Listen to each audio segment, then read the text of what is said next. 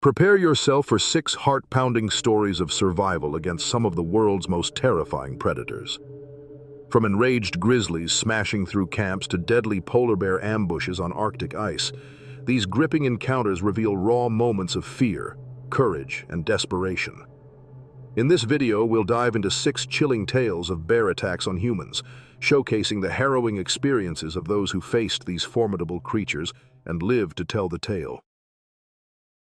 The cold morning air still clung to the remote logging camp nestled deep in the forests of Ussuri-Krai, when the quiet was shattered by a crashing, snapping chaos that erupted from the tree line.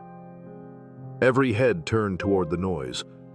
A low, guttural roar followed, so deep it seemed to crawl under the skin, and within moments, the ground itself trembled beneath the weight of something massive charging through the undergrowth. The men on early shift barely had time to react before the northern edge of the clearing exploded in splinters and movement. A blood-streaked grizzly, colossal in size, surged into view with terrifying momentum. The bear was enormous. Its shoulders towered above the height of any man's chest. Its fur was thick, but clumped and matted with blood. Deep wounds tore across its flank, and fresh blood dripped steadily with each step it took. This wasn't an accidental visit or a hungry animal sniffing at food. This was something different, something wrong. This was a predator in agony, maddened by pain, charging forward with no hesitation, no fear, only fury. Panic swept through the camp like wildfire.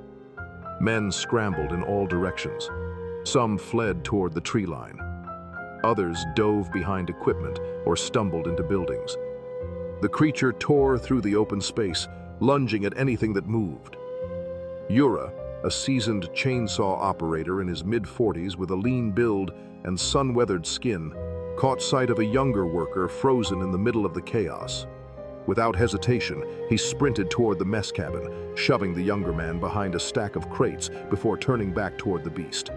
His sudden movement drew the bear's attention. It worked, but the cost was immediate. The bear hit him like a freight train. The impact slammed Yura against the wooden siding of the mess cabin, sending splinters flying. Claws the length of carving knives tore into his chest, shredding fabric and skin alike. He collapsed to the ground, blood pooling beneath him. But in those precious seconds, others escaped.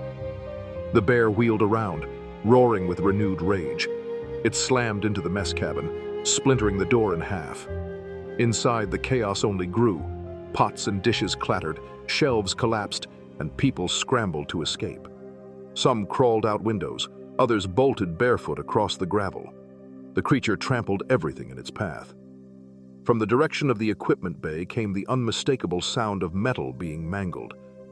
The grizzly had found an all-terrain vehicle and was tearing into it with a frenzied strength.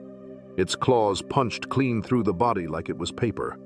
A tire flew through the air, landing with a thud, and the bear turned on a fuel truck, slashing at its side and leaving long gouges in the metal. Overhead, a shower of sparks burst as power lines snapped loose, severing communications. Radios inside the main office fell silent. Semyon, the camp's foreman, had seen more than most. A former soldier in his early 50s, he had the broad shoulders and steady posture of someone who'd faced chaos before. He remained calm even as workers darted past him, their faces pale with fear. Nearby, a bulldozer stood idle, parked beside a mound of gravel. It was the only piece of machinery in the camp heavy enough to withstand a direct charge from something that size. Without hesitation, Semyon climbed into the cab. His hands trembled as he fired up the engine, but his movements stayed deliberate. Diesel roared to life. There was no plan, no time to form one. The bear had turned again, its focus now drawn to the fuel station. It sniffed at the air, clearly registering the scent of gasoline. It swatted at a drum with one massive paw, leaving a dent the size of a man's torso. Just one spark could destroy half the camp. The bulldozer lurched forward with a mechanical growl, its treads grinding across the debris-strewn lot. The bear turned to face the advancing machine, black eyes wild and unblinking. It reared up, bellowing a sound that rattled the windshield and Semyon's ribs alike, then hurled itself forward. The impact shook the cab violently. Semyon gritted his teeth, gripping the controls as the dozer blade ground into the bear's shoulder. The beast shrieked in pain but held its ground. It clawed and slammed its bulk into the machine again and again, leaving deep gouges in the steel. The windshield cracked. The machine rocked with each strike. Semyon didn't back off. He pressed harder, foot on the throttle, driving the bulldozer forward inch by brutal inch. Behind the bear loomed the supply shed, sturdy, but not invincible. The pressure increased, metal groaning, and finally the bear was forced back. With a last, powerful shove, the bulldozer slammed the animal into the wall. The shed buckled with a sickening crunch. The bear howled in defiance, blood spraying across the cab's windows. One of its claws cracked the side panel before it began to sag, its strength visibly waning. After a final, pitiful struggle, it wrenched itself free and stumbled away, dragging its battered frame toward the woods. Its side was caved in. The roar it let out was hoarse, more breath than sound. Silence returned, broken only by the hiss of leaking fuel and the distant rustle of disturbed trees. The camp was a wreck. The mess cabin half destroyed, the ATV reduced to twisted metal, and blood trailed across the gravel where the bear had limped away. 4 workers were injured seriously enough to be rushed to the nearest outpost. 3 suffered broken bones and deep cuts. Yura, however, was in critical condition. His chest had been raked open in 3 wide arcs, ribs exposed beneath layers of torn muscle. He never woke during the evacuation. His fists remained clenched, as if still shielding the worker he had saved. Over the next 2 days, armed crews tracked the bear. They followed the trail of blood and shattered underbrush through the dense wilderness. Less than a kilometer from camp, they found the grizzly collapsed beside a stream, half submerged in mud. Its breathing had long ceased. Internal injuries had been too severe. A necropsy later revealed pellets lodged in its limbs, evidence of illegal trapping. Near a ravine, authorities discovered signs of baiting, a known tactic used by poachers. It became clear the bear had been wounded days earlier, likely drawn in by bait and shot, then left to suffer until its agony turned it into something unstoppable. Operations paused for a week. The mess cabin was rebuilt. The ATV hauled off. But the bulldozer, blade scarred and splattered, was left untouched. A silent reminder. Yura pulled through after multiple surgeries, his chest marked with deep, permanent scars. The bear had not come for food. It had come in a storm of pain and fury. Its rampage reminded all who were present that in wild places untouched by fences or walls, when human cruelty brushes against nature's edge, the consequences can be immediate and unforgettable. The morning mist still clung to the canopy as officers Liam and Rachel moved silently along a narrow game trail deep in the forest west of a large inland lake. The scent of pine and damp earth filled the air, muffling the soft crunch of their boots and the steady, alert breathing of Bruno, their canine partner, a 5-year-old German shepherd trained for tracking and apprehension. They had been on the trail of a suspect wanted for aggravated assault, a man last seen fleeing into the backwoods before dawn. The terrain was rugged and isolated, with thick brush and uneven ground slowing their progress. Bruno had been leading confidently, nose low, tail alert, following scent particles invisible to the human eye. Liam, in his mid-30s and built solid from a decade of fieldwork, moved just behind, scanning the surroundings with his service weapon drawn but lowered. Rachel, leaner and more compact, followed in a crouch, her hand near her belt where bear spray and sidearm waited. She'd grown up nearby and knew how quickly the wilderness could turn. Neither of them expected the horror that would erupt in the next few seconds. Without warning, Bruno stopped dead, ears rigid, nostrils flaring. A heartbeat passed. Then he barked sharply, once, and all hell broke loose. From a thicket barely 10 feet away, a massive grizzly erupted through the brush like a freight train, jaws open and claws already swinging.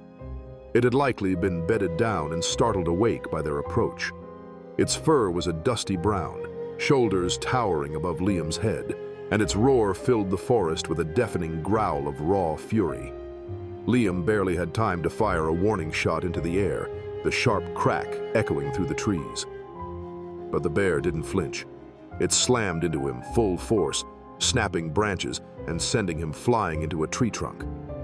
His head struck hard, helmet cracking, body sliding to the ground with a thud, his weapon lost in the fall. Rachel reached for her bear spray, heart hammering, but the grizzly was already on her.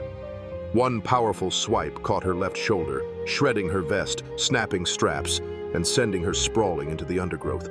Torn fabric and shallow gashes lined her upper arm and side as she crashed through ferns and low saplings. The bear roared again and surged after her. That's when Bruno charged. The dog launched himself at the bear's rear leg, jaws locking around muscle and tendon above the ankle. The bear shrieked and twisted, trying to shake him off. Bruno held firm, biting deeper, his body swinging violently as the grizzly stomped and spun. Rachel, dazed and bleeding, pushed up onto one knee. Her head throbbed, vision swimming, but training took over. She raised her weapon with both hands, ignoring the pain in her side, and fired a single round into the bear's upper back. The gunshot cracked through the air. The bear bellowed again, its hind leg buckling as the bullet punched through flesh. It turned away from the dog and backed into the brush with a huffing growl, leaving clawed prints and a trail of blood. Branches snapped as it limped into the woods, panting, its eyes wild with pain and confusion. Rachel crawled to Bruno, who had collapsed onto his side, panting hard. Blood matted his flank. His breathing was shallow, one leg curled unnaturally beneath him. She pressed a hand to his side and felt the uneven rise of his chest, one rib clearly fractured. Liam groaned nearby, rolling onto his side with blood on his forehead and bark embedded in his gear. The entire attack had lasted less than 30 seconds. Their radios crackled. Voices from other units called in across the search perimeter. Rachel responded, voice steady but trembling, relaying their location and the events in clipped bursts. They wrapped Bruno in a makeshift sling made from a jacket and helped Liam to his feet. Together, they moved to a small clearing suitable for airlift.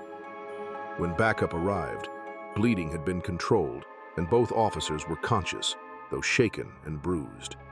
The grizzly had vanished into dense forest, leaving claw marks in bark and fresh blood smears on the ground.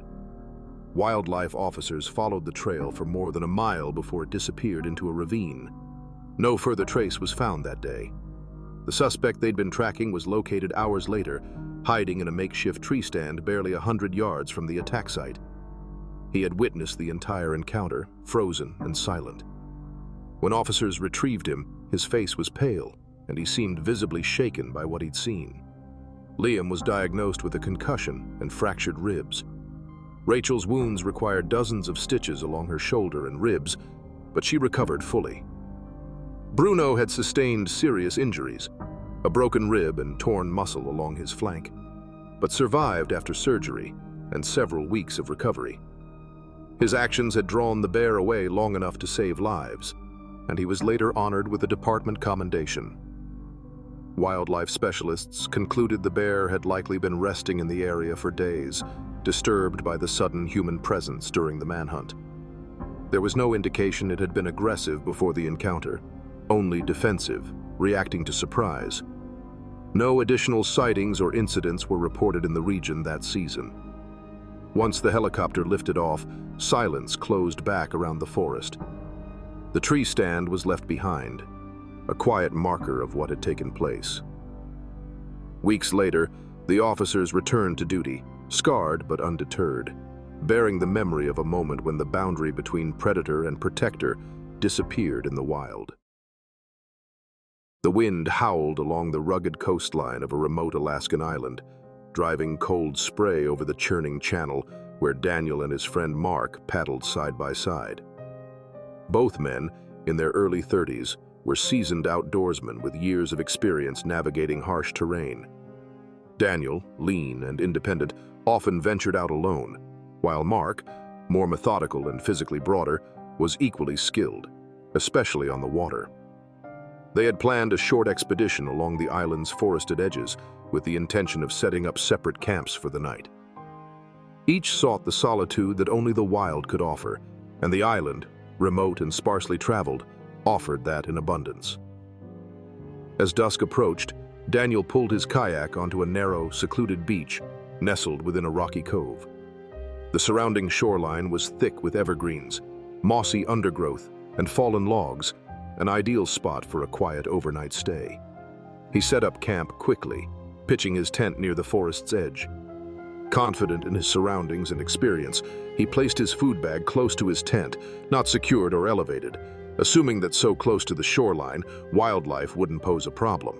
Across the inlet, Mark continued searching for his own camp location. He saw the faint flicker of Daniel's fire through the trees before nightfall swallowed the landscape. As the sky dimmed and wind picked up, Mark busied himself with his own preparations, unaware that something was already moving in the forest near Daniel's camp. Hours passed. The rhythmic sounds of waves breaking and seabirds calling became background noise until they were shattered by a scream, sharp, raw, and unmistakable. It carried across the water like a siren, then cut off just as suddenly. Mark's blood ran cold. His instincts flared, and he immediately left his camp behind, sprinting toward the sound with only a flashlight and radio. The forest between him and Daniel's site was dense and uneven, thick with tangled roots, damp moss, and hidden obstacles. He moved quickly but clumsily, driven by urgency. When Mark burst onto Daniel's beach, what he saw froze him in place.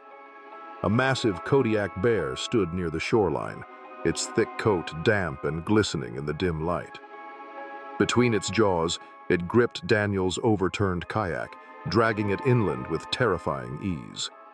Its strength was unnerving, effortless, even as waves pounded the shore behind it.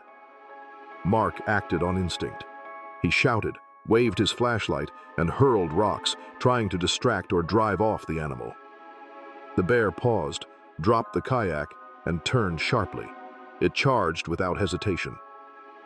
Mark stumbled backward, narrowly avoiding a fall, his heartbeat thunderous in his ears. He retreated behind driftwood and brush, managing to call the nearest ranger station. His voice, though shaking, was coherent enough to describe what he had seen and give their location. The bear, after a few tense moments, turned again and vanished into the trees.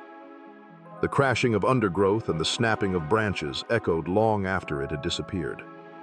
When rangers arrived by boat just under an hour later, they searched the area cautiously.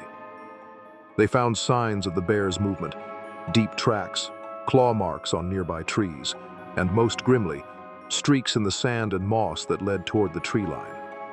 There, beneath a tangle of broken limbs and forest debris, they found Daniel.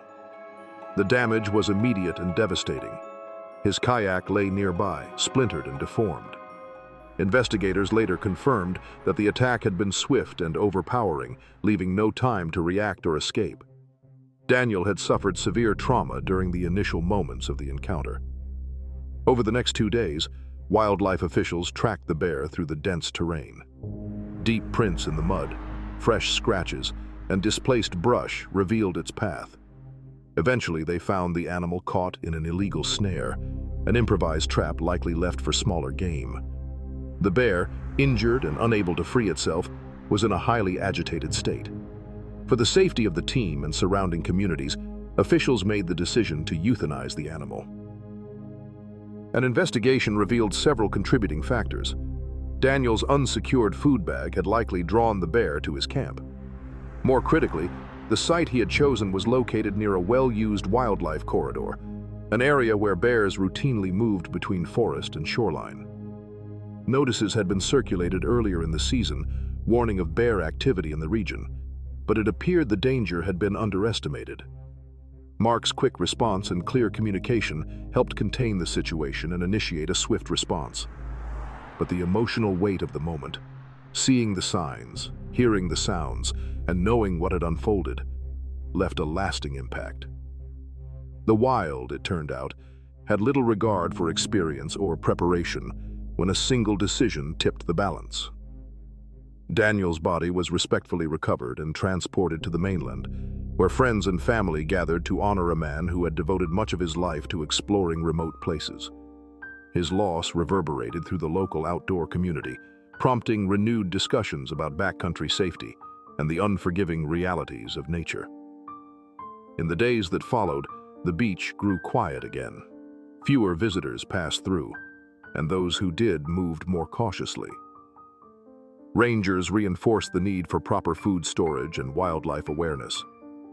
Daniel's story was told in ranger cabins and trailhead briefings, a stark reminder of how quickly control can dissolve in the wild. There were no headlines or viral videos, only a weather-worn memorial stone left by a friend, small, smooth, and placed at the edge of the forest. Nature, unbothered, continued on. The wind still swept the shoreline, the waves still broke against the rock, and the cove returned to silence. But for those who heard what happened there, the lesson was clear. The wilderness offers beauty, but it demands respect. One overlooked precaution, one misstep, can turn solitude into tragedy. The Beartooth Mountains rose jagged and wild, their rocky spires carving sharp silhouettes against the endless Montana sky. In this remote and unforgiving wilderness, a narrow dirt road wound its way through dense spruce and fir, a fragile ribbon of progress etched into an untamed land. Along its edge, a small construction crew was hard at work, clearing brush, leveling earth, and laying gravel to extend the rugged access route deeper into the forest. Jake, the site foreman, was a seasoned man in his early 40s, with a sun-browned face and calloused hands that bore the marks of years spent working outdoors. His steady leadership and calm under pressure had earned the respect of everyone on the project. Morgan, a tough and sharp-minded woman in her mid-20s, managed the surveying and logistics with fierce precision and steady nerves. Luis, a stocky, practical newcomer in his 30s, had already gained a reputation for his watchful habits, most notably his tendency to carry a fire extinguisher everywhere, a nod to the unpredictable dangers that came with working in deep wilderness. Grizzly bears were a known hazard in the area. Their tracks and signs were seen frequently along the road margins and near temporary camps. Warning posters had been placed at staging points and trailheads, reminding everyone to stay vigilant. But no one expected a bear to crash directly through their trailer during lunch. At midday, the crew had gathered inside the site trailer, a temporary structure with thin metal walls mounted on a plywood base. The door rattled when the wind kicked up, and the inside smelled faintly of sawdust and sweat. Folding chairs surrounded a table cluttered with sandwich wrappers and water bottles. Jake, Morgan, and Luis were seated inside, eating quietly and recovering from the strenuous morning shift. Without warning, the trailer's door exploded inward in a thunderous crash. Wood splintered, metal buckled, dust filled the small space. A massive grizzly bear burst through the entrance in a blur of fur and fury. Its dark coat was streaked with dirt, its muscles rippling beneath the hide, and its wild eyes scanned the room with primal intensity. Morgan, seated closest to the door, had no time to react. The bear slammed into her, knocking her to the floor with devastating force. The breath was driven from her lungs as its claws tore across her back, slicing through her jacket and flesh. Pain seared down her spine. She struggled beneath its weight, each movement more desperate than the last. Luis moved without hesitation. He grabbed the fire extinguisher he had left near the doorway, a precaution that now made all the difference. He discharged a plume of dry chemical directly into the bear's face. The powder cloud engulfed the animal, and it recoiled in rage, bellowing so loudly the walls seemed to vibrate. In a final swipe before retreating, the bear lashed out, its claws raking deep wounds across Luis's side. Jake reacted with equal urgency. Heart pounding, he grabbed a folding table and shoved it into the ruined doorway. jamming it between the twisted metal to form a crude barrier. The bear lunged again, its jaws snapping within inches of his face. Jake held his ground, the table groaning under the pressure as the bear slammed into it, snarling and thrashing with astonishing force. The trailer trembled.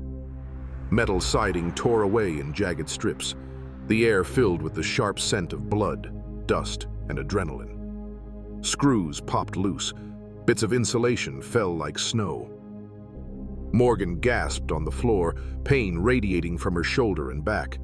Her arm was fractured, and her breathing was shallow. She fought to stay conscious, her fingers twitching against the grit-covered floor. Luis, bleeding and shaken, stayed on his feet. Every instinct told him to run, but he kept the extinguisher raised, watching the bear through the haze, ready to strike again if it surged forward. The bear continued to attack, hammering the table, roaring with fury. Its immense weight pressed against the barrier. Its claws gouged deep marks in the wall, and its breath steamed in the cold air. Time stretched and warped in the chaos. And then, as suddenly as it had come, the bear relented. It backed away, let out a final guttural growl, and vanished into the trees. The aftermath was thick with silence. Not even the birds called. The only sound was the wheezing breaths of the 3 crew members and the soft creak of the damaged trailer settling in the wind.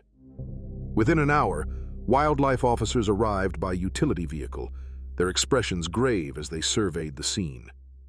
The bear had vanished into the timber, but claw marks, torn metal, and blood-smeared surfaces told the story clearly. Medical teams treated Morgan's injuries on site before evacuating her. Her arm was immobilized and the lacerations on her back were stabilized. Luis's wounds were deep but not life-threatening. He was bandaged and kept alert while awaiting transport. Jake, though uninjured physically, bore the full emotional weight of the attack. He had fought to keep the bear out and his crew alive, but the sheer force of the encounter had left him shaken. Wildlife officials later confirmed that the bear had been seen scavenging from improperly stored food caches in the days prior. It had grown emboldened, food-conditioned and aggressive. Its behavior was no longer typical of wild grizzlies, and it posed an immediate danger to humans in the area. The project was halted indefinitely. Crews were evacuated. The forest reclaimed the worksite almost overnight. Machines stood idle under tarps, and the trailer remained behind, dented and scarred, a reminder of what had happened. For Jake, Morgan, and Luis, the wounds would eventually heal. But the fear and awe they'd felt in that moment, inches from something so immense, so unpredictable, would linger far longer. The balance between humans and wild places had tipped, however briefly, and it left a mark. In this part of the wilderness, the rules of survival were simple but absolute. Stay alert, show respect, and never underestimate what lives beyond the tree line. The mountains rose steep and silent, their ridgelines fading into mist beneath a darkening sky.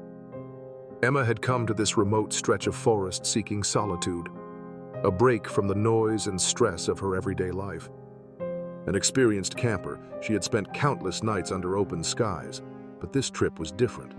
She was entirely alone, miles from the nearest trailhead, her camp set beside a fast-moving creek flanked by towering evergreens and stillness. As dusk settled over the landscape, the forest quieted. The birds fell silent.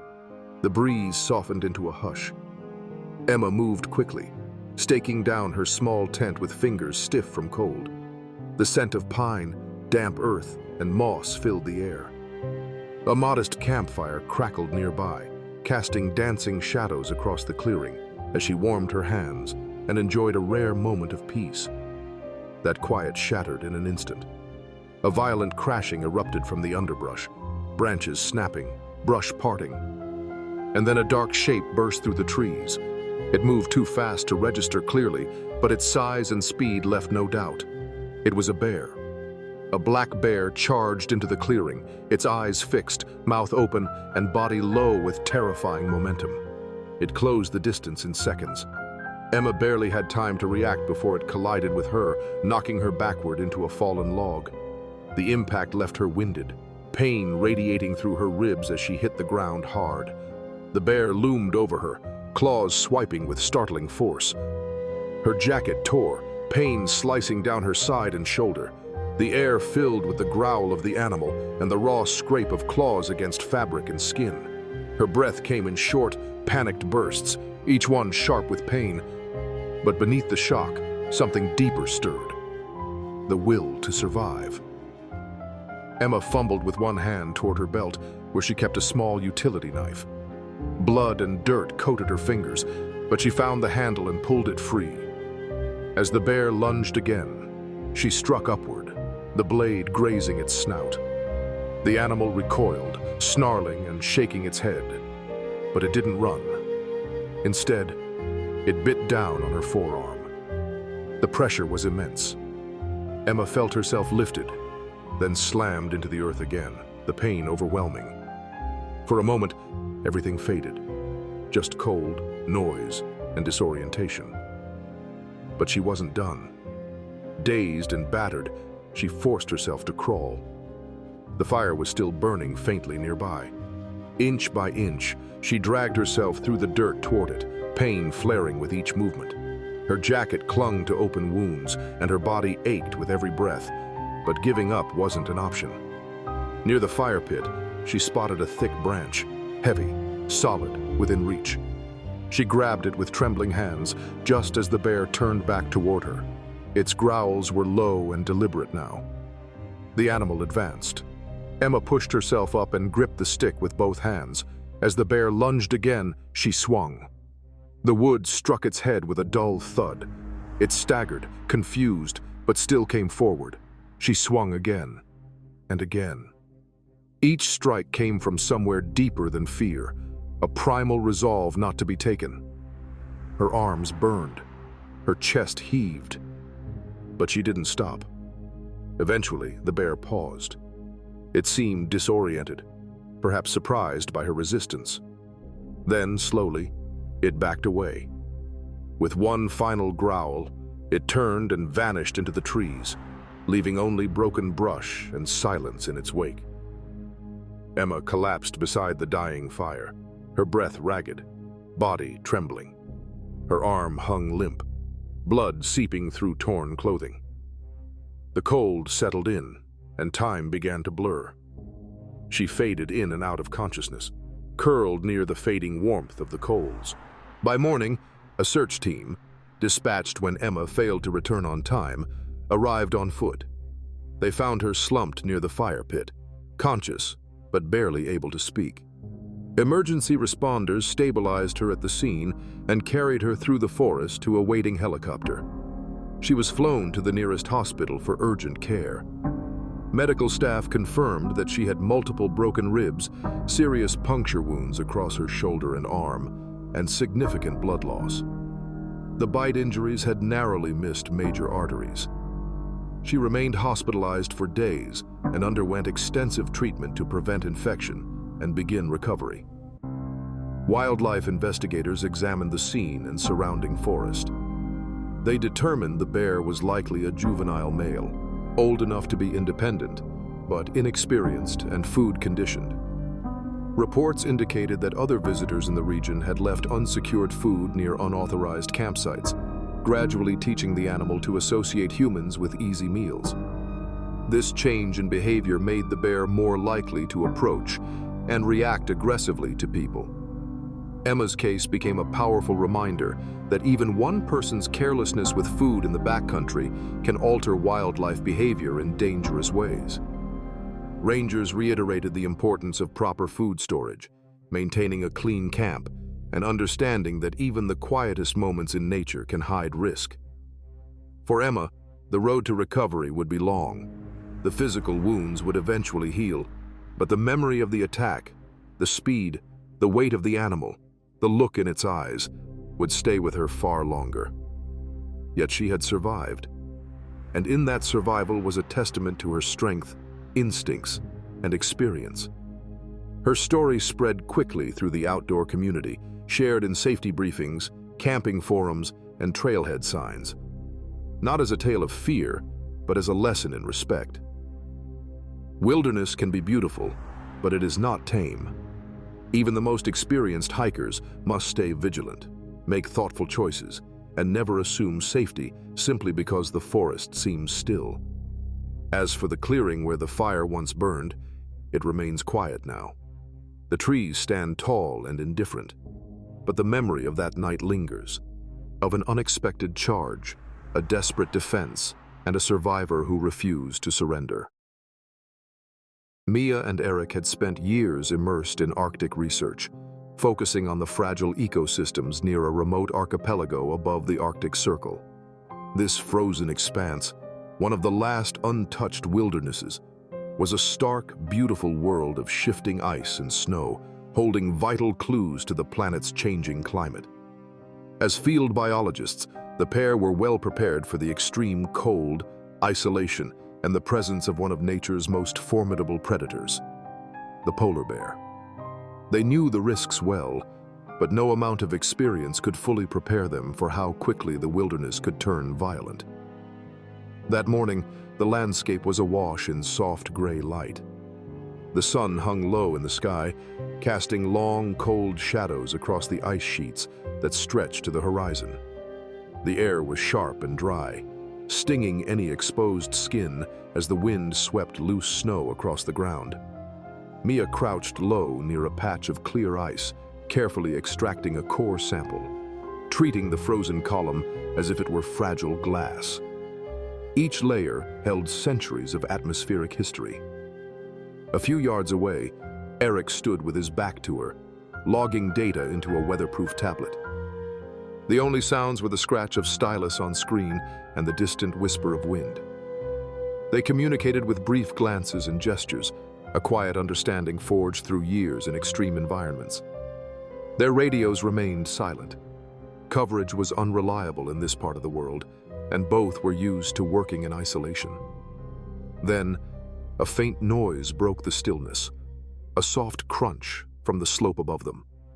At first, it barely registered, but both Mia and Eric froze, recognizing the sound for what it was, something heavy moving through snow with deliberate steps. From the ridgeline, a shape emerged, white against white. A polar bear, massive and silent, its dark eyes fixed on them. For a moment, it looked more apparition than animal, nearly invisible until it began to move. Then it charged, muscles rippling beneath thick fur, covering ground with terrifying speed. Mia scrambled back, dropping her core tools, heart pounding. She shouted, a sharp, instinctive sound that cut through the wind. Eric turned just as the bear reached him. Its jaws clamped down with staggering force, dragging him down in an explosion of snow and ice. The impact was brutal, the predator's strength overwhelming. Eric thrashed beneath the bear's weight, struggling to break free, but the animal held fast. Acting on adrenaline and training, Mia reached for the flare gun secured to her belt. Her fingers fumbled with frozen buckles. She raised it and fired. Once, then again, sending red flares arching into the sky. The light burst across the ice, startling the bear. It hesitated, turning its head slightly as the brilliance and sound disrupted the attack. But it wasn't enough. The bear swiped at Mia with a massive paw, its claws raking across her leg.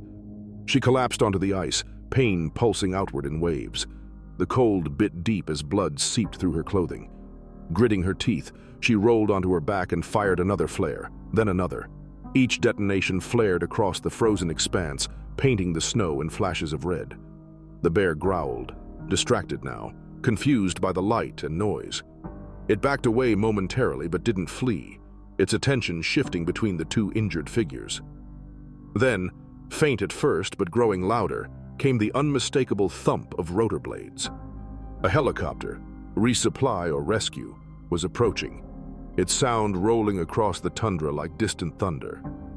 The bear turned toward the sound, ears back, body tense.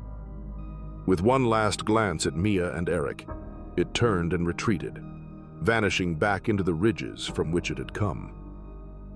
Mia dragged herself across the ice, each movement a trial.